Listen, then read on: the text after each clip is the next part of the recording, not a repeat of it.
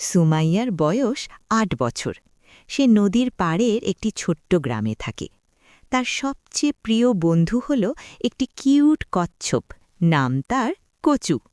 কচুর খোলটা সবুজ আর সে খুব ধীরে ধীরে হাঁটে। প্রতিদিন বিকেলে সুমাইয়া নদীর পাড়ে খেলতে যায়। কচুও তার সাথে থাকে।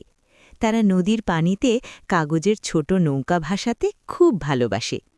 একদিন বিকেলে সুমাইয়া বলল, কচু, আজ আমরা একটা বড় কাগজের নৌকা বানাবো।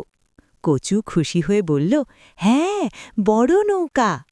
সুমাইয়া খুব সুন্দর করে একটি বড় কাগজের নৌকা বানালো। তারপর তারা দুজনে মিলে নৌকাটা নদীর পানিতে ভাসালো। নৌকাটা ধীরে ধীরে ভেসে চলল। সুমাইয়া হাততালি দিয়ে বলল, ওয়াও, আমাদের নৌকা কত সুন্দর যাচ্ছে। কিন্তু হঠাৎ একটা ছোট ঢেউ এসে নৌকাটাকে একটু দূরে ঠেলে দিল। নৌকাটা ধীরে ধীরে নদীর মাঝখানে চলে গেল। সুমাইয়া একটু দুঃখ পেয়ে বলল, আরে, আমাদের নৌকা তো চলে গেল। কচু একটু ভেবে বলল, চিন্তা করো না, আমি দেখি। কচু ধীরে ধীরে পানিতে নেমে গেল। সে সাঁতার কেটে কাগজের নৌকার কাছে পৌঁছে গেল। তারপর ঠেলে ঠেলে নৌকাটাকে আবার তীরের দিকে আনতে লাগল।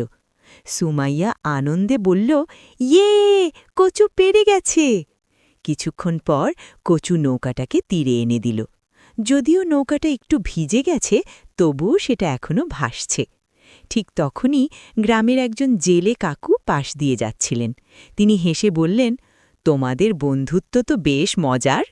সুমাইয়া হাসতে হাসতে বলল, কচু আমার সেরা বন্ধু। কচু বলল, বন্ধু মানে একে অপরকে সাহায্য করা। সূর্য ধীরে ধীরে লাল হয়ে ডুবতে লাগল।